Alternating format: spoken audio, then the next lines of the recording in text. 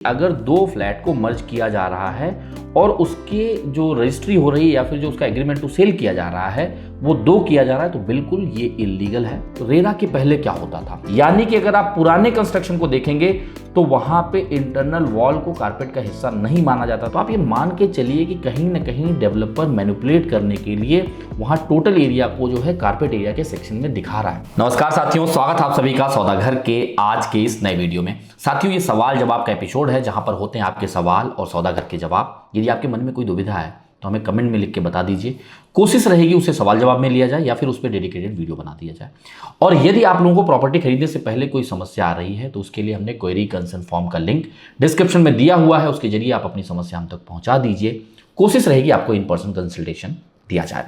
चलिए पहले सवाल की तरफ बढ़ते हैं। सुशांत राणा जी हैं, इन्होंने लिखा है merging two flat as one but selling them as two different flats, is this illegal? What can be the repercussion of same?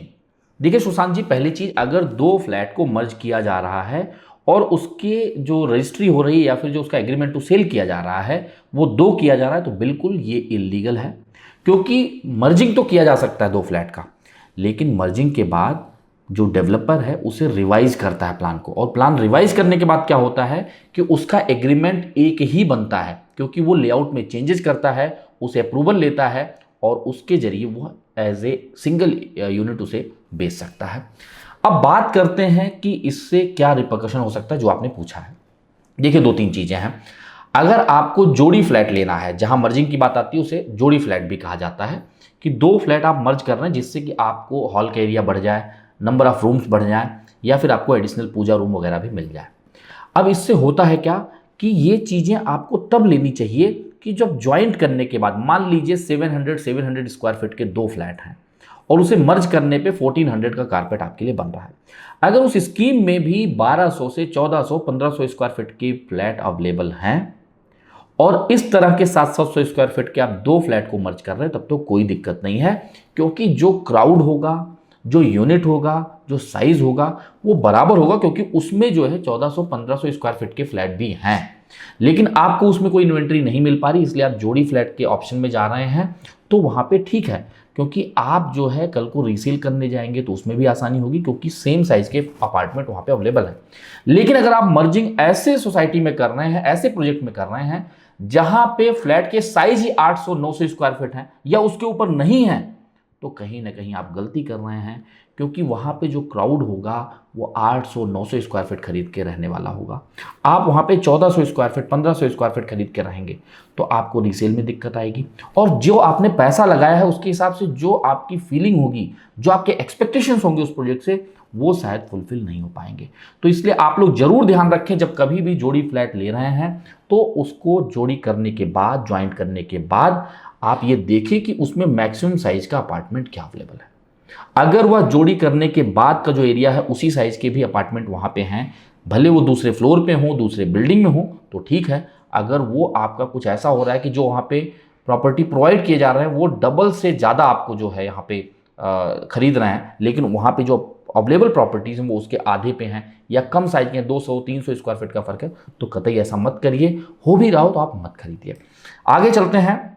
संकेत राठी जी हैं, इन्होंने लिखा है can you please explain pre post RERA garden area with flat, is the garden area included in the carpet area और not?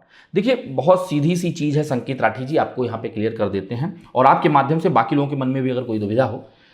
RERA के पहले क्या होता था? रेरा जो आपका रियल एस्टेट रेगुलेशन एक्ट आया है, ये आपका आया है 2016 में, और हर स्टेट ने इसमें अपने अपने यहाँ के हिसाब से थोड़े अमेंडमेंट्स करके फिर इसे अप्लाई किया है। अगर बात महाराष्ट्र की करें तो यहाँ पे 1 मई 2017 में इसे अप्लाई कर दिया गया।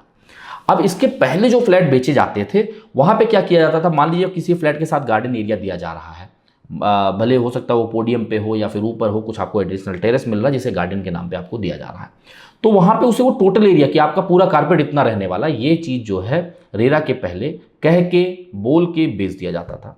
लेकिन रेरा जब से एप्लीकेशन में आया है तब से एक चीज साफ हो चुकी है कि आपको जितना भी कारपेट एरिया बताया जाएगा वो आपके एग्रीमेंट में भी मेंशन होगा, तो आप वहां से क्रॉस वेरीफाई कर सकते हैं। अगर उसके अलावा कुछ बैल्कनी है, टेरेसेस हैं या गार्डन एरिया है तो वो एडिशनल एरिया में मेंशन किया जाएगा, और वो किस चीज का एरिया है उसका नाम भी मेंशन होगा, यानी कि बालकनी, टेरेसेस, गार्डन एरिया, ये सारी चीज़ें अलग से मेंशन की जाएंगी।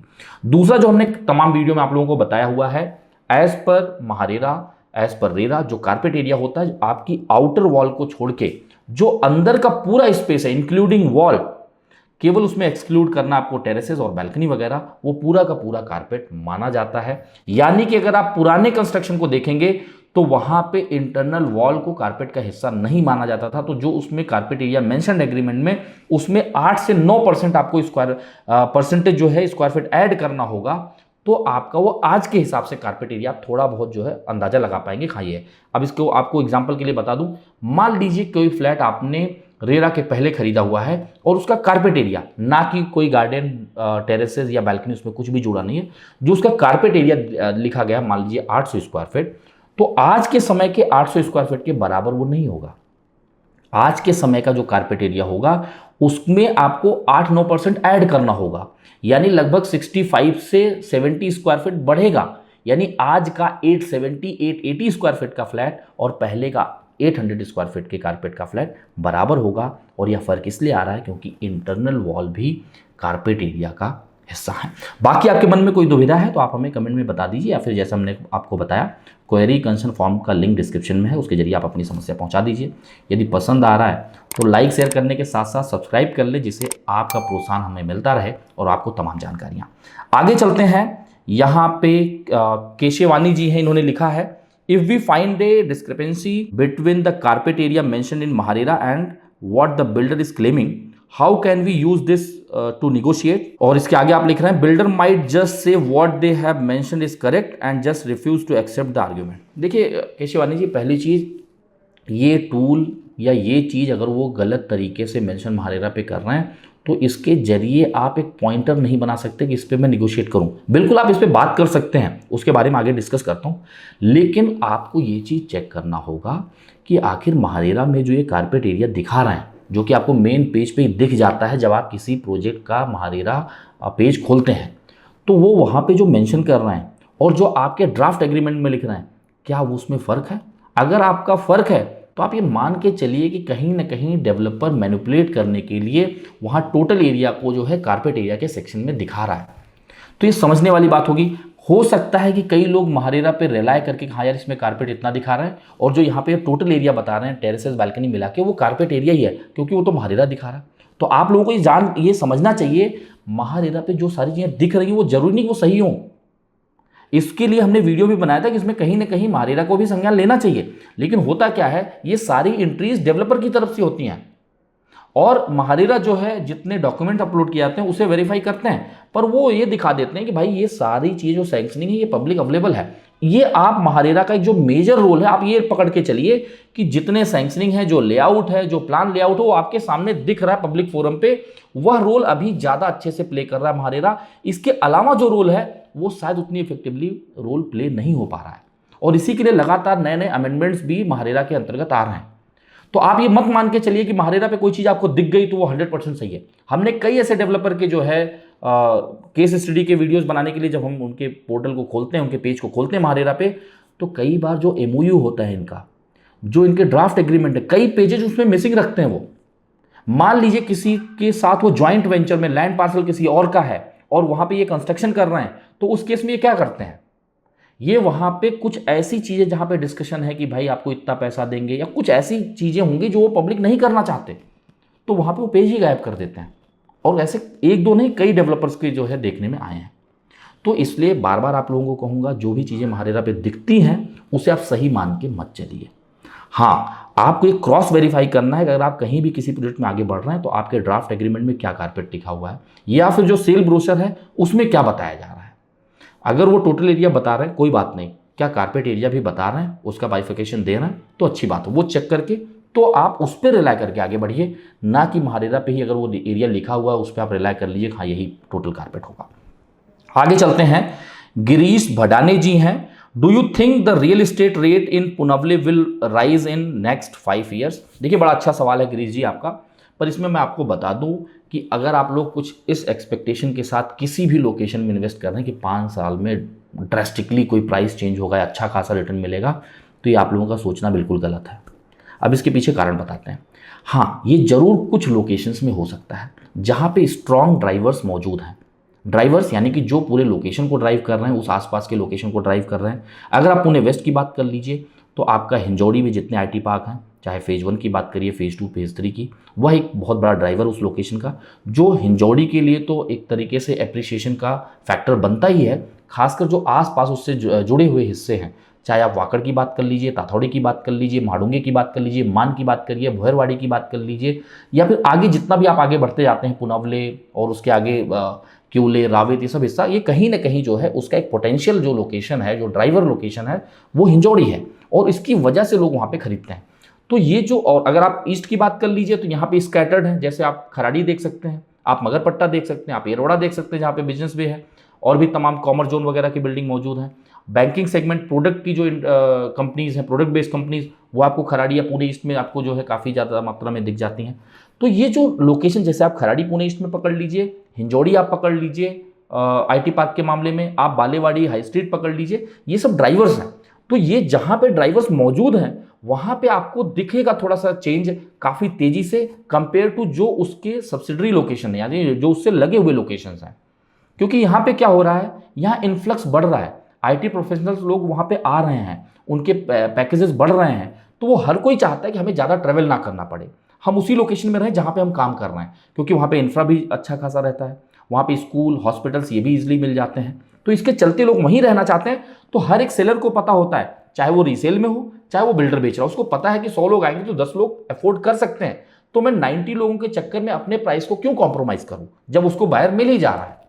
तो ये बहुत बड़ा रीजन होता है जहां पे एप्रिसिएशन आपको तेजी से दिखता है। लेकिन आप इन लोकेशंस के जरिए आप बाकी लोकेशन को प्रेडिक्ट नहीं कर सकते कि वो उसी पेस में आगे बढ़ेंगे, क्योंकि जहां पे पुनवले लोकेटेड है, जहां पे पुणे ईस्ट में खराड़ी के पास जैसे वाघोली लोकेटेड है, लोहगांव लोकेटेड है, धानुरी लोकेटेड है, वैसे वेस्ट में जिस तरीके से आपका पुनवले है, मारुंजी है, यहाँ पे बहुत तेजी से नहीं, हाँ स्टेडी ग्रोथ जरूर होगा, क्योंकि लैंड पार्सल काफ़ी मात्रा में है। अगर आप सब्सिडी लोकेशन की बात कर रहे हैं, लोग माडुंगे की तरफ भी आगे बढ़ रहे हैं, मान की तरफ भी बढ़ रहे हैं, मारुंजी की तरफ भी बढ़ रहे हैं, पुनवले की तरफ भी बढ़ रहे हैं, तो चारों तरफ बढ़ रहे हैं। कुछ पुनवले में उसका खुद का होता है फैक्टर, जैसे वहाँ पे कुछ आईटी कंपनीज आती हैं, तो फिर इस लोकेशन का जो है काफ़ी तेजी से आप चेंजेस देख पाएंगे। केवल पुनौले नहीं, इसे आप कहीं भी अप्लाई कर सकते हैं। जिस भी लोकेशन में कुछ बड़ा हलचल होगा, कुछ नई आईटी कंपनीज आएंगी, नए आईटी प्रोफेशनल्स आएंगे, तो वहाँ का डिमांड बढ़ेगा, और जब डिमांड बढ़ेगा तो वहाँ के प्राइस बढ़ेंगे। क्योंकि जब कोई भी सप्लाई लॉन्च भी होती है तो रियल एस्टेट एक ऐसी चीज़ है, सप्लाई लॉन्च हो जाए, बिक जाए, पर उसे मार्केट में आने में 4 से 5 साल का साइकिल लगता है। क्योंकि कंस्ट्रक्शन का जो फेज है, जब तक वो कंप्लीट नहीं होगा तब तक वो सप्लाई के रूप में, फिजिकल अपीयरेंस के रूप में वो मार्केट में अवेलेबल नहीं होगा। ये सबसे बड़ी चीज़ होती है। तो आपको पर्टिकुलर उस लोकेशन को माइक्रो लेवल पे भी समझना होगा, आखिर यहाँ पे क्या है, क्या चीज़ें हैं। जैसे डंपिंग यार्ड को लेके काफ़ी चीज़ें वहाँ पे पुनवले में मौजूद हैं, जो अभी तक श्योर नहीं हो पाएगा क्या होगा। फॉरेस्ट का अपना कहना यह है कि अगर 5 साल में कोई डील कंक्लूड नहीं होती तो उसे कैंसिल माना जाए, लेकिन उस पर जो है पीसीएमसी का रिप्लाई है कि नहीं, हमने तो आपको जो है अल्टरनेट लैंड ऑफर किया था, वो आपने ऐसा कह दिया कि वो कल्टीवेटेड लैंड नहीं है, वहाँ पे वो फॉरेस्टेशन नहीं हो सकता है, तो आप हमें अल्टरनेट जो है लैंड देने का मौका दें। तो ये सब चीज़ें अटकी हुई हैं। तो ऐसे आपको हर एक लोकेशन को माइक्रो लेवल पे जाके समझना होगा कि वहाँ बड़ा क्या आने वाला है और किस किस लोकेशन में क्या चीज़ें आ रही हैं। लगातार सौदागर आप लोगों के सामने ला ही रहा है, आप लोग सब्सक्राइब कर लें, जिनको नहीं पता उनको बता दीजिए, जिससे घर बैठे आपको ये सारी जानकारियाँ मिलती रहें। आगे चलते हैं, लोकेश लूला जी हैं और इन्होंने लिखा है, sir can please make video on increasing rental price in Kharadi, owners are asking 40,000 for 2 BHK and what is the reason. देखिए, अब आपके लिए ये सवाल का जवाब देना थोड़ा और आसान इसलिए हो जाता है क्योंकि जो इसके पहले हमने आपको बताया, जहाँ पे ड्राइवर्स कंसंट्रेटेड हैं, जहाँ पे आईटी कंपनीज मौजूद हैं या फिर नई आईटी कंपनीज आ रही हैं, वहाँ पे तेज़ी से डिमांड जनरेट हो रहा है। अब आप अगर स्पेसिफिकली ये बात करिए कि खराड़ी में रेंटल इतनी तेज़ी से कोविड के बाद क्यों बढ़े हैं, उसके पीछे कारण है। देखिए, नई नई कंपनीज आ गई, जैसे बार्कलेस की बात कर लीजिए, आप एसेंडस की बात कर लीजिए, वहाँ पर भी तमाम कंपनी आ गई और लगातार नए नए आई पार्क जो है बन रहे हैं और कुछ कंपनीज आ रही हैं, लोगों का इन्फ्लक्स है। जैसा मैंने आपको बताया, आईटी प्रोफेशनल्स आ रहे हैं, अब उनको अपने लिए घर चाहिए। अब वो घर जब खरीदते हैं तो कहाँ खरीदते हैं भाई? अब आप ये मान के चलिए, डिमांड हज़ारों फ्लैट का है, तो हज़ारों फ्लैट आपको रीसेल में नहीं मिल जाएंगे या फिर रेडी पोजीशन में नहीं मिलने वाले, तो लोग अंडर कंस्ट्रक्शन में जाते हैं। उसके चलते वो उबाले नगर में खरीदते हैं, मांजरी खुर्द में खरीदते हैं, वाघोली में खरीदते हैं, कुछ लोहगांव खरीदते हैं, कुछ धानुरी खरीदते हैं। लेकिन जो अफोर्ड कर सकते हैं वो खराड़ी में ही खरीदते हैं। अब जब रेंटल की बात आती है, जब इतने लोग यहाँ काम ही कर रहे हैं और खासकर जब प्रोडक्ट बेस्ड कंपनीज हैं, इन्वेस्टमेंट बैंकिंग सेगमेंट है, तो यहाँ पे लोगों के पे स्केल भी अच्छे खासे हैं। तो जो इंसान ऑलरेडी मान लीजिए उबाली नगर में परचेज किया हुआ है, तो वो उबाली नगर में तो ऐसा कोई अभी प्रॉपर्टी डिलीवर हुआ नहीं है, मैजिस्ट्रेट टावर को अगर छोड़ दिया जाए 1-2 टावर को, तो वहाँ के अलावा कोई ऐसी प्रॉपर्टी वहाँ मौजूद नहीं है कि जहाँ पे वो रह सके रेंटल लेके। लेकिन लोगों ने खरीदा हुआ है, वो रहेंगे कहाँ?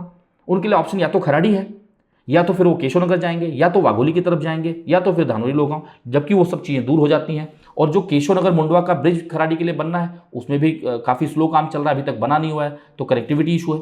यानी कि जो अफोर्ड कर सकता फिर वो कहता है ठीक है 10,000, 15,000, 20,000 रुपये एडिशनल जा रहे हैं, चलता है, कम से कम हमें टाइम जो हमारा बचेगा और हमें अननेसेसरी ट्रैफिक में अपना टाइम खराब नहीं करना होगा। इसके चलते जब जो कोई भी इन्वेस्टर है जो रेंट पे प्रॉपर्टी देना चाहता है, उसको मिल जा रहे हैं उस तरीके के टेनेंट जो अफोर्ड कर सकते हैं। क्योंकि आप खुद सोचिए, जो हजारों लोगों ने घर खरीदा है, अपने घर में शिफ्ट होना चाहते हैं, पर वो अभी अंडर कंस्ट्रक्शन फेज में है, प्री लॉन्च फेज में या नियर पोजीशन के फेज में है, तो उनको तो अभी रेंटल पे ही रहना है। तो यह भी एक चीज़ पकड़ के चल सकते हैं कि आने वाले समय पे जब जो ये चीज़ें अंडर कंस्ट्रक्शन में हैं, जब ये आ जाएंगी मार्केट में, तो कहीं ना कहीं जो लोड है खराड़ी पे रेंटल का, वो कम होगा। दूसरा एक चीज़ और आप लोगों को समझना चाहिए, सिलिकॉन वैली बैंक जो आपका है, उसके जो रेगुलेटर्स हैं उन्होंने उसे शट डाउन किया है, और ये खबरें काफ़ी तेज़ी से स्प्रेड हो रही हैं। ये भी कहीं ना कहीं एक सेंटीमेंट के रूप में आगे स्प्रेड हो सकती हैं, क्योंकि खराड़ी जो है इन्वेस्टमेंट बैंकिंग के लिए ही जाना जाता है। और अगर इतना बड़ा बैंक जो है बंद होता है, तो उनके इन्वेस्टर्स का क्या होगा, उसमें मौजूद डिपॉजिटर्स का क्या होगा? जो $2.5 लाख के नीचे के डिपॉजिटर हैं वो तो इंश्योर्ड हैं, पर उसके ऊपर जो 95% ऐसे लोग हैं जो $2.5 लाख के ऊपर जो है इन्वेस्टमेंट है उनका, अभी तक उनके बारे में कोई फैसला नहीं हुआ है। लोग जो है बैंकिंग इंस्टीट्यूट पे हो सकता है ट्रस्ट कम करें, अपना पैसा निकालना चाहेंगे, और ऐसी स्थिति आने पे कहीं ना कहीं बाकी जो इंस्टीट्यूशंस हैं बैंकिंग के, उन पे लोड बढ़ेगा, लोग जो है इनसिक्योर फील करेंगे। और इसका ज़्यादा से ज़्यादा फर्क जो आप एक समझिए, जो छोटी कंपनीज हैं जो अपने काम को आउटसोर्स करती हैं इंडिया जैसे कंट्रीज़ में, उनके भी कहीं ना कहीं मन में एक डर आएगा कि यार जब इतने बड़े इंस्टीट्यूट, इतने बड़ी बैंकिंग सेगमेंट के साथ ये चीज़ें हो सकती हैं, तो और बाकी में क्यों नहीं हो सकती हैं? हर कोई अपना पैसा विड्रॉ करना चाहेगा, सेफेस्ट बैंक में रखना चाहेगा। इसके चलते कहीं ना कहीं एक निगेटिव सेंटीमेंट आने की संभावनाएं हैं। तो इसके चलते भी हो सकता है कि आगे कुछ चेंजेस इसमें देखने को मिले। इसलिए आप हड़बड़ी में कोई डिसीजन मत लीजिए अगर आप खरीदारी खासकर कर रहे हैं। आपको ये सारे, चाहे वो ग्लोबल फैक्टर हों, चाहे वो आपके कंट्री में ही आपके माइक्रो लेवल के लोकेशन में कुछ चीज़ें, उसे आप समझ के ही फिर आगे डिसीजन लीजिए। क्योंकि अभी आप देखें तो पिछले जितने भी 3 साल 4 साल से प्रॉपर्टीज़ बेची गई हैं, वो अभी भी अंडर कंस्ट्रक्शन या नियर पोजीशन ही है, उनका पोजीशन नहीं आया हुआ है। चाहे आप पुणे ईस्ट की बात कर लीजिए, चाहे पुणे वेस्ट की बात कर लीजिए, तो वो सारे लोग जिन्होंने खरीदा वो तो रह ही रहे हैं ना, भले वो वर्क फ्रॉम होम कर रहे हैं, पर वो रह कहाँ रहे हैं? वो रेंटल पे रह रहे हैं। तो जो प्रॉपर्टी मौजूद है, एक अगर मान लीजिए मार्केट में आता है रेंट के लिए कोई फ्लैट, उसको लेने के लिए 10 लोग खड़े हैं, तो वो तो डिमांड अपना जो उसका प्राइस वो बढ़ाएगा ही देने वाला, जाहिर सी बात है, क्योंकि उसको लेने वाले लोग खड़े हैं। भाई 5,000 रुपये देने वाला खड़ा है, फिर 10,000 रुपये भी ज़्यादा देने वाला खड़ा है। तो इसके लिए जो है डिमांड ज़्यादा होने की वजह से आप जहाँ पे IT कंपनीज मौजूद हैं, जहाँ पे ये ड्राइवर्स मौजूद हैं, वहाँ पे ये चीज़ें आपको देखने को मिलती हैं। लेकिन जो सब्सिडरी लोकेशंस हैं उन पे अभी उतना लोड नहीं है। तो जब ये चीज़ें पोजीशन के करीब आ जाएंगी, पोजीशन मिलने लगेगा, तो जो खराड़ी पे लोड है और जो आपको बालेवाड़ी बानेर पे लोड दिखता है वेस्ट में, या हिंजौड़ी फेज 1 में जो लोड दिखता है, वो धीरे धीरे आप देखेंगे ईज आउट होता दिखेगा। क्योंकि जो प्रॉपर्टी जैसे जैसे पोजीशन में आती जाएंगी, लोग उस तरफ शिफ्ट हो जाएंगे, क्योंकि वो ज़्यादा दूर नहीं रहेंगी। तो ये फ़र्क आपको आने वाले समय में देखने को मिलेंगे। लेकिन ये बात ज़रूर है कि डिमांड इतना ज़्यादा है कि सप्लाई डेवलपर दे ही नहीं सकते। वो क्योंकि बनाएंगे तो 4 साल 5 साल तो लेंगे कंस्ट्रक्शन करने में, और उस बीच में नया डिमांड जो है जनरेट हो जाता है।